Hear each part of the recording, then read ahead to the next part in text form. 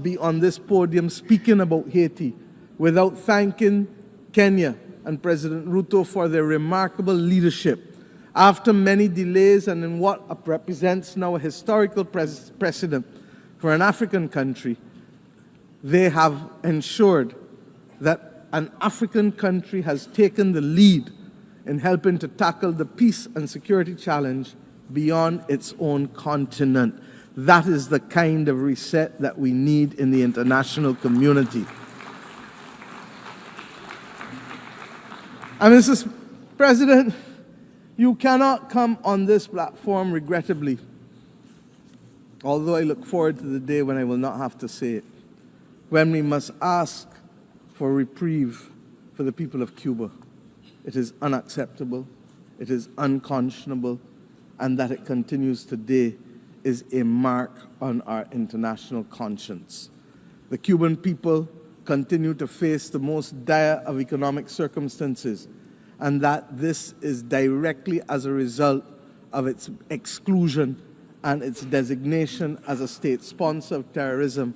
And I have addressed our only knowledge of terrorism, and Cuba is in fact the downing of the Cubana plane off the waters of Barbados, where Cubans, Guyanese, and Koreans were killed. My friends, Cuba has been a valuable partner, stepping up for us when it has mattered most, by the provision of nurses and doctors in pandemics, and by the provision of other essential workers when the global community needed it, and when people needed to be liberated in Southern Africa. The reality is that we must have and continue to have resolve in calling for the embargo to be lifted, and we will condemn it year after year after year because it is simply wrong. As we say so, we pray that the people of Cuba, as they determine what damages they have found from Hurricane Helen, as well as we pray for the people of Florida, who clearly are going to spend the next few days identifying the damage as a result of a hurricane that hit Category 4 when it reached Florida. This is the climate crisis that we speak about. The people of Nigeria are still counting the bodies with respect to the floods that took place there. We have hard work to do. In our own Caribbean region, Beryl literally decimated the islands of Carriacou and Union Island, and indeed would have affected Grenada and St. Vincent more broadly. Jamaica and my own country's coastal infrastructure was significantly affected, with our fishing industry, 90% of it being decimated. This season of superlatives, with its floods and droughts, its hurricanes and fires, will take the lives and livelihoods of too many. The climate crisis is hitting us almost weekly across the globe. The deniers of the climate crisis, they too need a reset that will admit of the absolute necessity of collective action by the global community to save our way of life and our planet. Mr. President, at the start of this week, the skies were much darker. I truly believe so. We are starting to see some glimmers of light.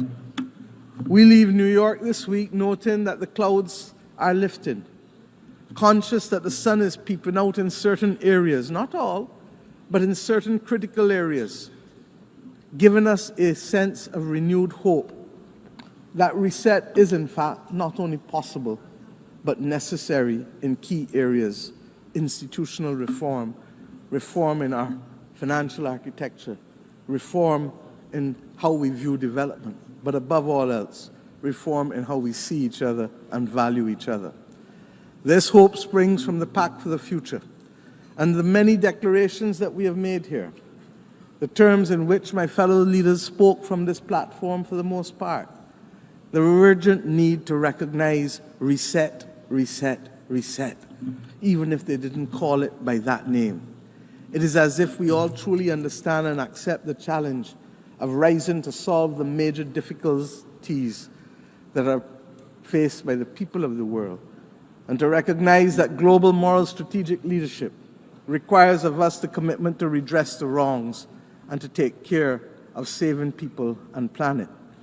But recognition of the need for the reset, while it is the first step in any issue, What is now also needed is eternal vigilance as our companion, so that as we take the steps to transform attitudes and institutions and rules, we will not succeed overnight.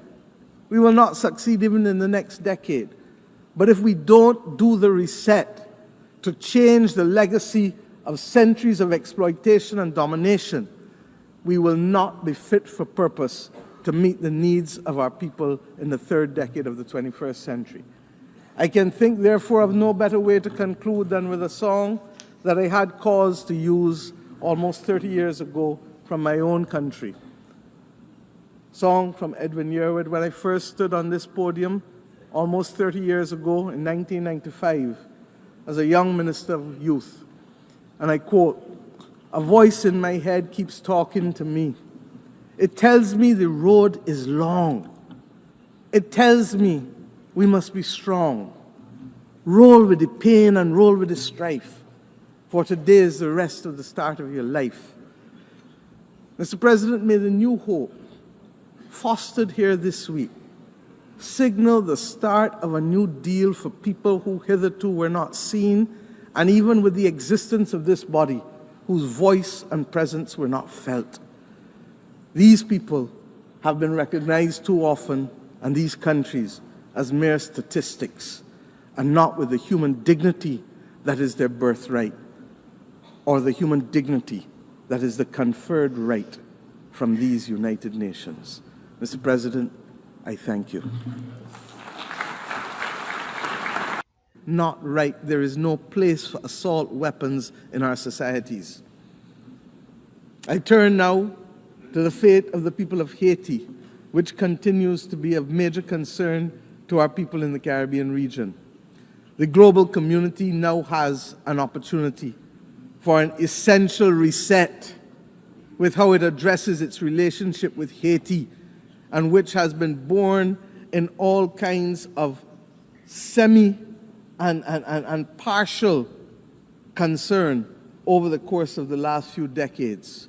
We continue to have it as a recurring decimal because we have failed to solve the problems and put them on a sustainable path to development for its people. What is needed is transformation of our sister nation. And yes, we must provide first and foremost security, but transformation must be its handmaiden. The government and people of Haiti need the full support of the international community, not just in the short term, but in the long term.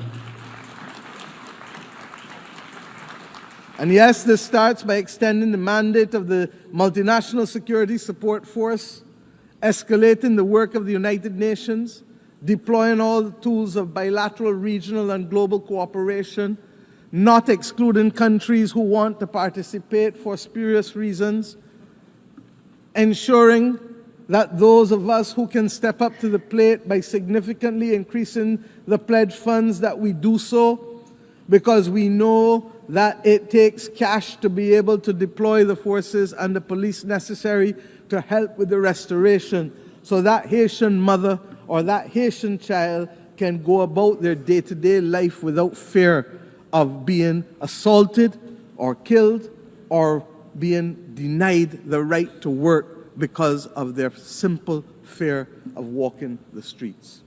The Caribbean community has been working hard this year to support our largest member state.